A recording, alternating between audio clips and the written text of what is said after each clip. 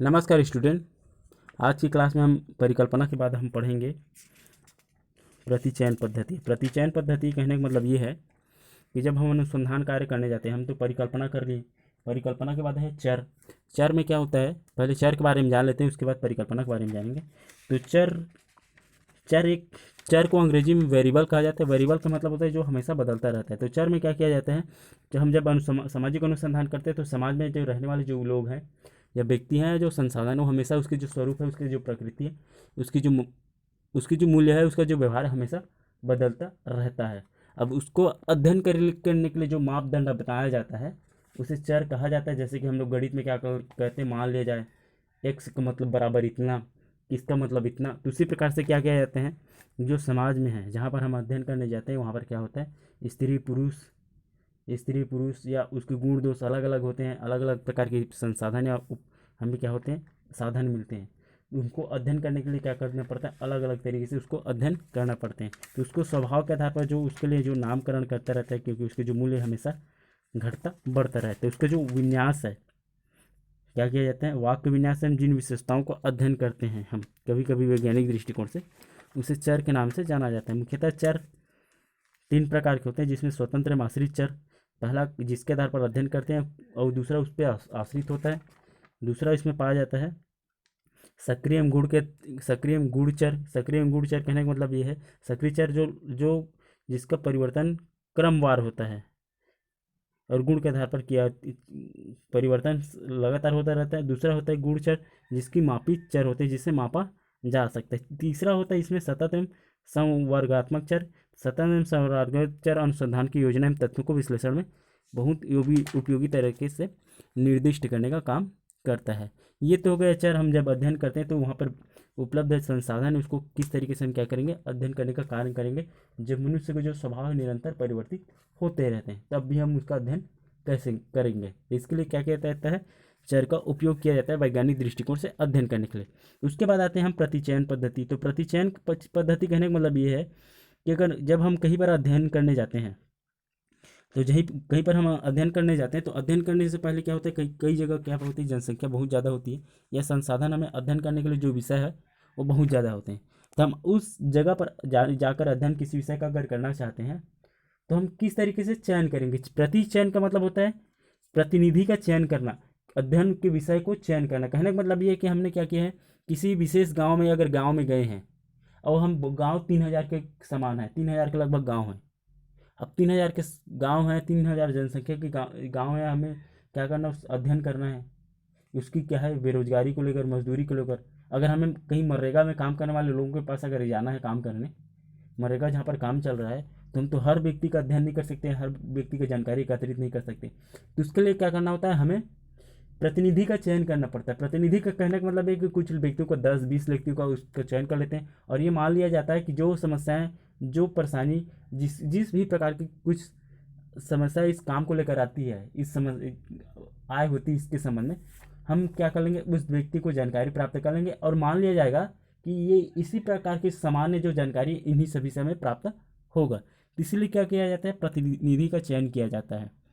तो प्रतिनिधि का चयन करके क्या किया जाता है, अपने जो उद्देश्य है उसको प्राप्त करने का कार्य किया जाता है। तो अनुसंधान को मजबूत आधार प्रदान करने के लिए सांख्यिकी आंकड़ों की अहम भूमिका होती है। और सांख्यिकी अनुसंधान करने के लिए प्रमुख दो प्रकार की विधियाँ होती हैं मुख्यतः, जिसमें सबसे पहला होता है समग्र एवं संगणना पद्धति। जब अनुसंधान के क्षेत्र में समूह एवं समस्त इकाइयों का विस्तार पूर्वक अध्ययन किया जाता है, तब इसे क्या कहा जाता है, संगणना या समग्र एवं संगणना अनुसंधान कहा जाता है। कहने का मतलब है कि जब जब अनुसंधान के क्षेत्र में समस्त समूह एवं समस्त इकाइयों का अध्ययन विस्तार पूर्वक किया जाता है। जैसे कि जनगणना में क्या करते हैं, किसी भी राज्य में अगर किसी भी देश में क्या होता है, जनगणना होती है, उसकी मनोदशा किस तरीके से, कितना कमाता है, आर्थिक स्वभाव कितना है, आर्थिक अर्थव्यवस्था कितना है, कमाई कितनी होती है, उसकी वर्तमान पारिवारिक स्थिति क्या है, इन सबको जब अध्ययन किया जाता है, और जब सभी का अध्ययन करना आवश्यक हो जाता है, जब सभी का, तब उसे क्या कहा जाता है, समग्र एवं संगणना संगणना पद्धति कहा जाता है। अनुसंधान का क्षेत्र में प्रत्येक समूह की प्रत्येक इकाई का विस्तृत अध्ययन करता है, एवं एवं जितने भी तथ्य होते हैं, आंकड़े होते हैं, उन सबको एकत्रित करने का कार्य करते हैं। इस पद्धति का उपयोग उस समय अनिवार्य रूप से किया जाता है जब किसी अनुसंधान में अत्यधिक शुद्धता एवं विश्वसनीयता की आवश्यकता पड़ती है। कहने का मतलब ये है कि जब सरकार को लगता है, मुख्यतः इस प्रकार की जो पद्धति उसका ज़्यादातर उपयोग सरकार द्वारा किया जाता है जब उनको लगता है कि हमें बेहतर तरीके से राज्य में या गांव में निवास करने वाले जो ज़्यादा से ज़्यादा व्यक्ति हैं उसकी समस्याएं हैं, बेरोजगारी है, गरीबी है या अन्य प्रकार की जो समस्या उत्पन्न हो रही है, उन सभी को अगर जानना हो तो सरकार द्वारा किया जाता है इन प्रकार की जो पद्धति उसको उपयोग किया जाता है। कहने का मतलब ये है कि मान लीजिए एक सूती वस्त्र उद्योग में संलग्न सभी श्रमिकों का आर्थिक स्थिति, व्यक्तिगत मनोदशा आदि का अगर विस्तृत अध्ययन करना है, शुद्ध एवं विश्वसनीयता से अध्ययन करना है, तब हमें क्या करना, संगणना अनुसंधान पद्धति का उपयोग करना पड़ जाता है। प्रत्येक श्रमिक की व्यक्तिगत संपर्क स्थापित कर उसकी व्यक्तिगत स्थितियों का अध्ययन करना पड़ता है। अगर संगणना एवं समग्र अध्ययन पद्धति की अगर उपयोगिता को देखें तो माना जाता है कि जब अनुसंधान में अत्यधिक शुद्धता या विश्वसनीयता की सावधानी की आवश्यकता होती है तब हम क्या करते हैं, संगणना एवं समग्र अध्ययन पद्धति करते हैं। कारण इसका यही है कि अगर हम प्रतिनिधि चयन पद्धति से माध्यम से करेंगे, अगर चयन पद्धति से अगर करेंगे तो उससे समस्या ये उत्पन्न होगी कि क्या होगा, हम कुछ लोगों को क्या करेंगे, प्रतिनिधि के रूप में चयन कर लेंगे और फिर उसका अध्ययन करना प्रारंभ कर देंगे। हो सकता है कि जो स्थिति वो 10 लोगों की है उससे ज़्यादा बेहतर बाकी लोगों को हो सकती है, उससे ज़्यादा खराब हो सकती है। इसलिए हम क्या नहीं कर सकते, एक सही डाटा एकत्रित नहीं कर सकते। इसीलिए अगर हमें क्या करना है, विश्वसनीय, शुद्ध एवं सावधानीपूर्वक अगर क्या करना है, अगर डाटा एकत्रित करना है, अगर सभी के बारे में जानना है तो समग्र हम संगणना पद्धति ही के माध्यम से क्या कर सकते हैं, सभी की जानकारी सही तरीके से एकत्रित कर सकते हैं। उसके बाद दूसरी इसकी उपयोगिता ये है कि जब समस्या विशेष गहन एवं विस्तारपूर्वक अध्ययन करना आवश्यक हो। कहने का मतलब ये है कि कोई समस्या को अगर हमें गहन पूर्वक या एकदम बेहतर तरीके से अध्ययन करने की आवश्यकता पड़ती है तब हमें इस पद्धति को अपनाना चाहिए। तीसरा आता है अनुसंधान के क्षेत्र में यदि विभिन्न भिन्न विशेषता पाई जाती हो। कहने का मतलब ये कि जिन क्षेत्रों में हम अध्ययन करने जा रहे हैं उन क्षेत्रों में रहने वाले जो लोग हैं उसकी अलग अलग व्यक्ति का अलग अलग उपयोगिता है और अलग अलग तरीके से काम करने का काम करते हैं, और उसकी जो मनोदशा है, उसकी जो आर्थिक अर्थव्यवस्था है वो अलग अलग है, सामाजिक व्यवस्था भी अलग अलग है।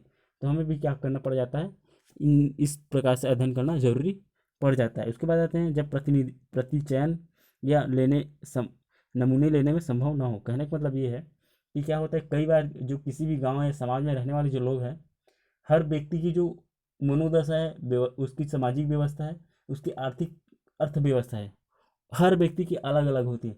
तब क्या होता है, हमें फिर नमूना लेने में कहने का मतलब ये कि अगर गांव में किसी के पास 20 एकड़ है, किसी के पास 10 एकड़ है, किसी के पास ज़मीन नहीं है, और इसी प्रकार के लोग अगर हैं पूरे गांव में, तो हम क्या नहीं कर सकते, हम 10 व्यक्ति को क्या नहीं कर सकते, 10 व्यक्तियों को हम प्रतिनिधि मानकर हम अध्ययन नहीं कर सकते। क्योंकि कारण ये है कि गांव में रहने वाले हर व्यक्ति के जो आय के साधन है, आय के स्रोत है, उसकी आर्थिक अर्थव्यवस्था, सामाजिक व्यवस्था है, उसकी अलग अलग क्या है, प्रकार हैं। अब इसके कारण से हम क्या कर सकेंगे, 10 लोग को क्या करते, प्रतिनिधि के रूप में चयन करेंगे तो हमें जानकारी साफ, विश्वसनीय और सही नहीं मिल पाएगा। और जब हमें सही नहीं मिल पाता, हमें लगता है कि यहाँ पर प्रतिनिधि का चयन कर पाना संभव नहीं है, तब वहाँ पर क्या किया जाता है, समग्र मतलब होता है सभी का अध्ययन करना जरूरी हो जाता है। उसके बाद आते हैं जब अनुसंधान क्षेत्र स्पष्ट रूप से निश्चित ना हो।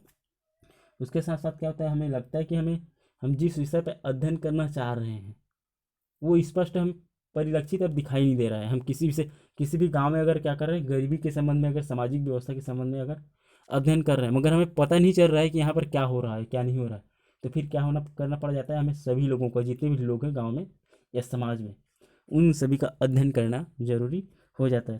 संगणना या समग्र अनुसंधान पद्धति का उपयोग ज़्यादातर जनगणना, उत्पादन की गणना करने के लिए, आयात निर्यात को जानने के लिए तथा अन्य रूपों को जानने के लिए क्या किया जाता है, ज़्यादातर समग्र मतलब सभी का अध्ययन किया जाता है ताकि अपने उद्देश्यों को प्रयोग किया जा सके।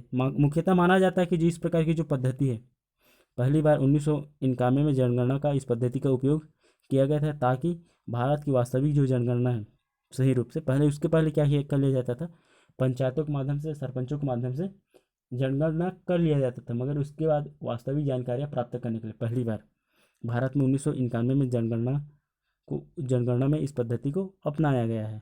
उसके बाद आते हैं संगणना या समग्र अनुसंधान पद्धति के लाभ।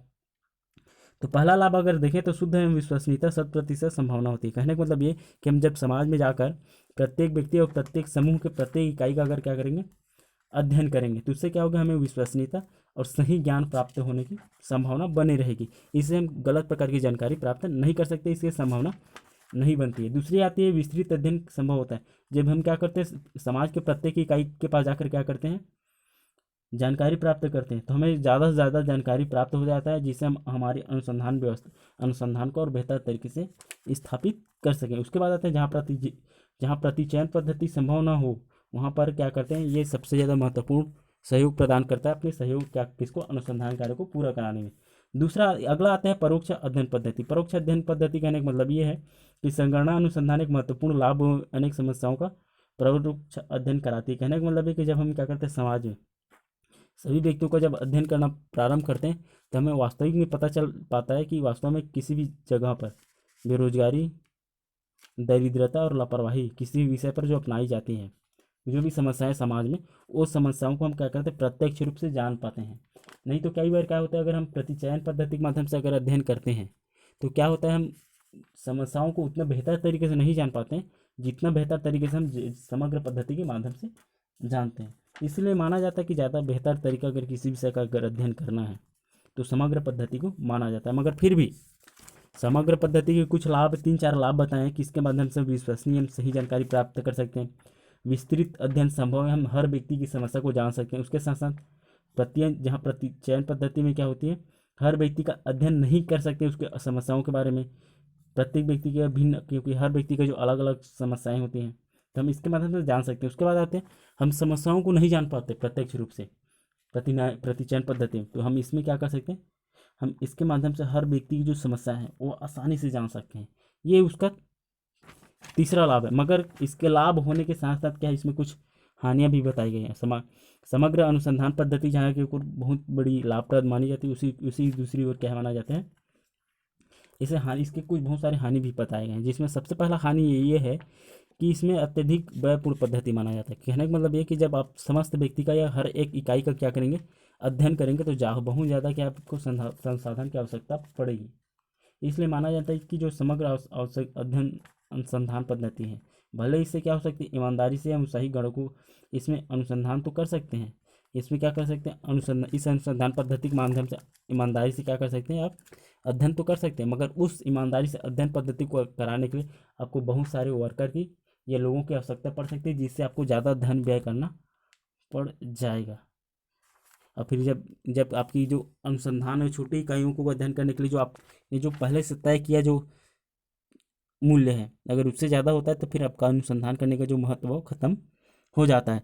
उसके बाद आता है केवल शासकीय अनुसंधानों में संभव है। कहने का मतलब ये है कि जो समग्र अनुसंधान पद्धति है, सरकार के पास संसाधन, समय और उसके बाद क्या होते हैं, व्यय बहुत ज़्यादा करने की शक्ति होती है, साधन होता है, तो सिर्फ क्या कर सकते हैं, इसको शासकीय अनुसंधान इसके माध्यम से संभव कराया जा सकता है।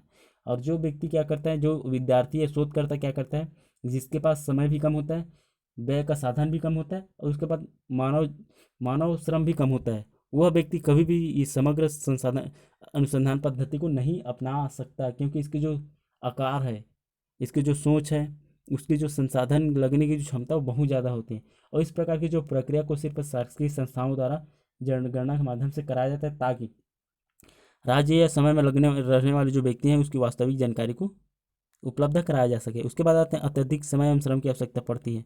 कहने का मतलब एक अनुसंधान कार्य में प्रत्येक गणक को प्रत्येक व्यक्ति को क्या है, व्यक्तिगत रूप से संपर्क में आना पड़ता है। और इसके कारण से क्या होता है, हर व्यक्ति के पास जाना और हर व्यक्ति के पास जानकारी एकत्रित करना एक बहुत बड़ी समस्या बनकर उभरती है। इसके लिए क्या होता है, श्रम, बहुत ज़्यादा समय भी लगता है और श्रम भी लगता है।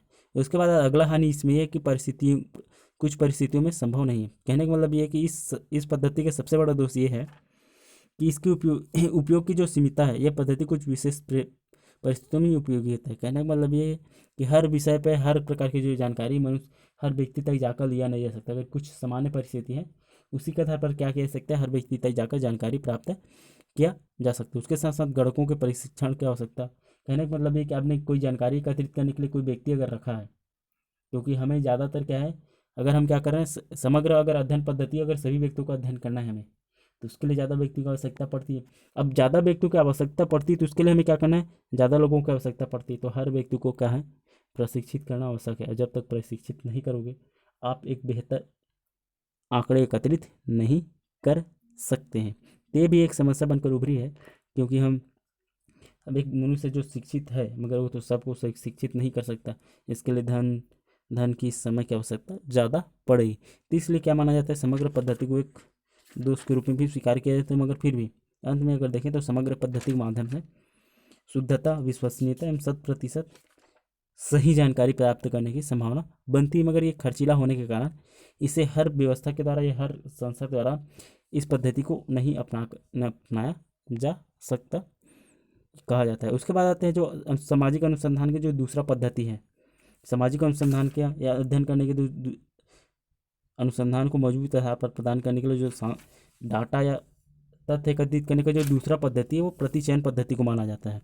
प्रतिचयन पद्धति का मतलब होता है सैम्पलिंग मेथड का मतलब होता है जिसमें क्या किया जाता है, जिसमें किसी विशेष या समूहों को अध्ययन करने के लिए क्या किया जाता है, कुछ इकाइयों का प्रातिनिधिक रूप में क्या करके अध्ययन करेंगे। जैसे कि हम लोग क्या करते हैं, सैम्पलिंग पद्धति मतलब होता है जब हम लोग धान बेचने जाते हैं, हमारे घर के लोग क्या करते हैं, तो हम लोग पूरा धान को ना ले जाकर क्या करते हैं, कुछ धान के जो दाने हैं उसको क्या करते हैं पहले चेक कराने जाते हैं कि हमारे धान है वो लेने योग्य है कि इसको और सुखाना पड़ेगा और कुछ होता है।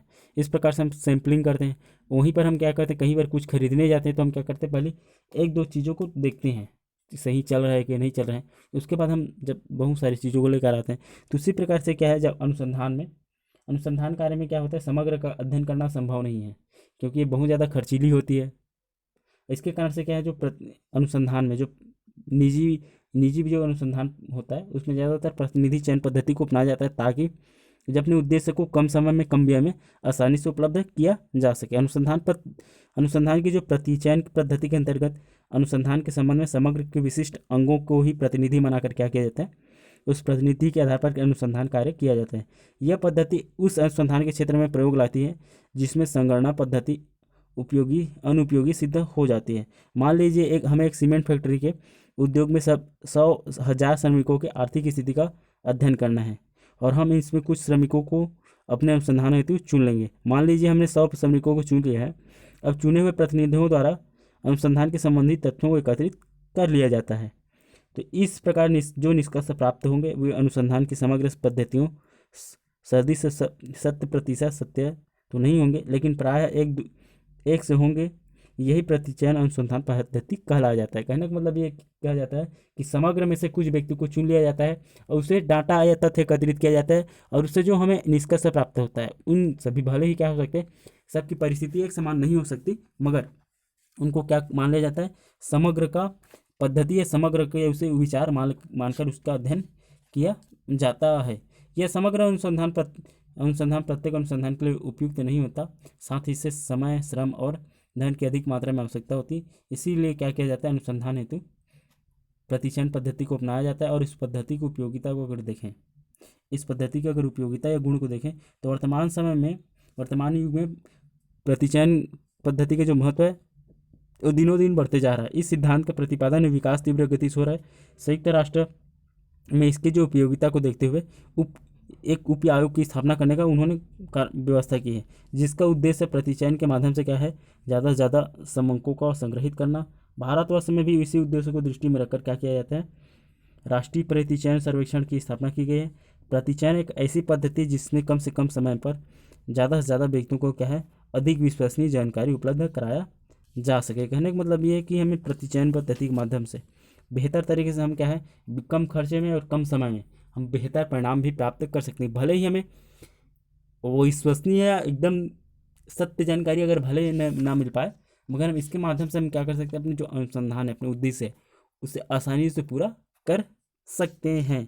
कहने का मतलब है कि प्रतिचयन पद्धति के महत्व एवं गुणों को बतलाते हुए गुडे एवं हार्ट ने लिखा है कि प्रतिचयन वैज्ञानिक कार्यकर्ता के समय में की बचत करके कार्य को अधिक वैज्ञानिक रूप प्रदान करने का कार्य करते हैं। उसके साथ साथ किसी एक दृष्टिकोण को से एकत्रित सामग्री के विश्लेषण पर अधिक घंटे ह्रास करने की अपेक्षा है वह समय पर भिन्न दृष्टिकोण से परीक्षण करने का प्रयोग करें। कहने का मतलब ये है कि सामान्यतः सभी विचारकों का मानना यही है कि जो प्रतिचयन पद्धति, प्रतिनिधि बनाकर चयन करना, एक बेहतर माध्यम माना जाता है किसी विषय का अध्ययन करने के लिए।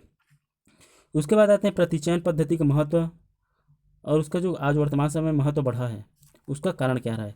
पहला कारण इसका आज वर्तमान समय में विश्व के सभी देश क्या है, ये हर एक अनुसंधानकर्ता क्या रहे, ज़्यादातर प्रतिचयन पद्धति के माध्यम से अनुसंधान करने का कार्य कर रहे हैं। तो ऐसा कौन से कारण है जिसके कारण से ज़्यादा लोग इस पद्धति को अपना रहे हैं। तो सबसे पहला कारण यही माना जाता है समय और श्रम की बचत। क्या होता है, हम समग्र पद्धति के माध्यम से जब हम क्या करते हैं, जब अध्ययन करते हैं तो हमें प्रत्येक समाज के प्रत्येक इकाई का अध्ययन करना पड़ता है। इसके कारण से क्या होता है, हमें हर व्यक्तियों के साथ जाना पड़ता है। हर व्यक्तियों के साथ मिलने के कारण क्या होता है, जनसंख्या अगर बहुत ज़्यादा होने के कारण हमें समय और श्रम दोनों ज़्यादा लगता है। इसके कारण से क्या है, हमें जो वास्तविक जानकारी मिलनी चाहिए वो नहीं मिल पाती है, समय पर नहीं मिल पाती। और जो छोटी संस्थाएं होती है और व्यक्तिगत जो शोध होता है वो व्यक्ति क्या नहीं कर सकता, इन चीज़ों को अफोर्ड नहीं कर सकता या उसको सह नहीं सकता, श्रम को या ज़्यादा समय को। इसलिए जो प्रतिनिधि चयन पद्धति है ये आसानी से क्या कर सकता है, प्रतिनिधि मानकर हम क्या करते हैं, कुछ व्यक्तियों को लेंगे फिर उसका अध्ययन करेंगे। भले इसमें क्या होती है, समय और श्रम दोनों की बचत होती है। उसके साथ साथ धन की बचत क्या होती है कि जहाँ पर समय और धन श्रम की अगर बचत होती तो वहाँ पर आसानी से क्या होगी, धन की बचत होगी। कहने का मतलब ये है कि हम क्या करेंगे, अगर अगर समग्र में से बहुत सारे लोगों में से अगर कुछ व्यक्तियों को चयन करेंगे तो उसमें जो समय या धन व्यतीत होता है समग्र लोगों में, सभी लोगों में, वो क्या हो जाएगा, इसमें बचत होगा। इसलिए भी क्या किया जाता है, इस उपाय को अपनाया जाता है। उसके साथ साथ विश्वसनीयता, विद्वानों ने ये भी माना है कि भले ये जितनी मात्रा में या जितनी जितनी शुद्ध क्या होती समग्र में होती, भले उतना नहीं होती, मगर इस पद्धति में अत्यधिक विश्वसनीयता पद्धति भी इसमें माना है। प्रतिचयन के लिए चुनी हुई कुछ इकाइयाँ अपेक्षाकृत कुछ अधिक शुद्धता से संग्रहित की जा सकती है। अनुसंधान की संगणना विधि की अपेक्षा अधिक शुद्ध निष्कर्ष प्रदान कर सकती हैं। इस प्रकार प्रतिचयन द्वारा किए गए निष्कर्ष अधिक विश्वसनीय कहे जा सकते हैं। कहने का मतलब ये है। उसके बाद आते हैं गहन एवं जटिल अध्ययन भी संभव है। कहने का मतलब ये कि जो प्रतिचयन पद्धति है, जिस प्रकार से हम क्या करते हैं, समग्र अध्ययन पद्धति के माध्यम से क्या करते हैं, गहन एवं जटिल अध्ययन भी करते हैं। उसी प्रकार से क्या हम कर सकते हैं, इसके माध्यम से भी यदि कोई अनुसंधान करता है, किसी अनुसंधान में गहन एवं जटिल अध्ययन करना चाहता है तो इस विधि के द्वारा कर सकते हैं। चुने हुए प्रतिनिधि द्वारा अधिक एवं जटिल जानकारी प्राप्त कर सकते हैं। कम व्यक्तियों से संपर्क में स्थापित करने के कारण निकटता से उसका अध्ययन संभव हो सकता है।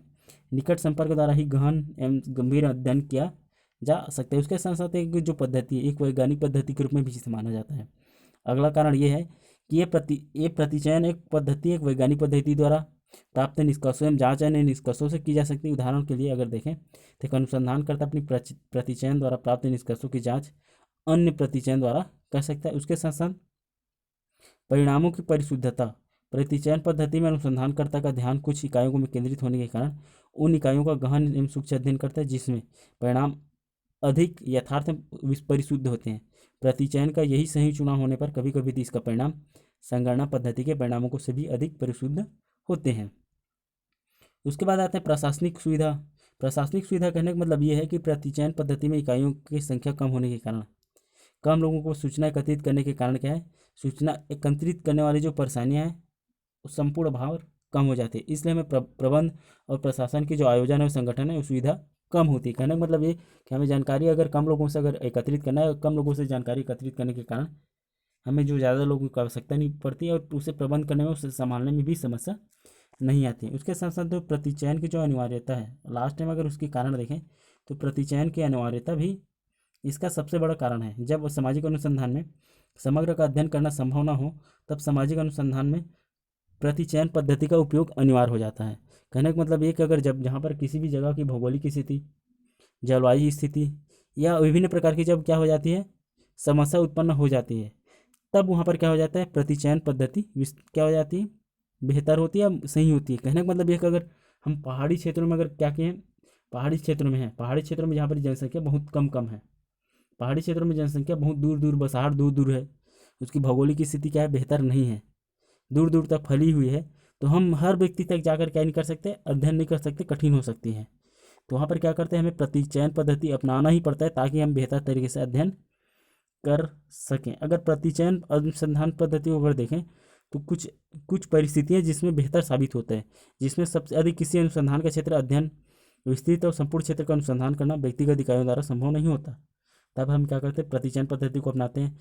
यदि पद्धति उस अनुसंधान के लिए भी अधिक लाभप्रद एवं उपयोगी होती है जिसके पास समय श्रम और धन की कमी होती है, तो उसके लिए भी एक बेहतर साधन माना जाता है, अगर जिसके पास क्या है, धन नहीं है।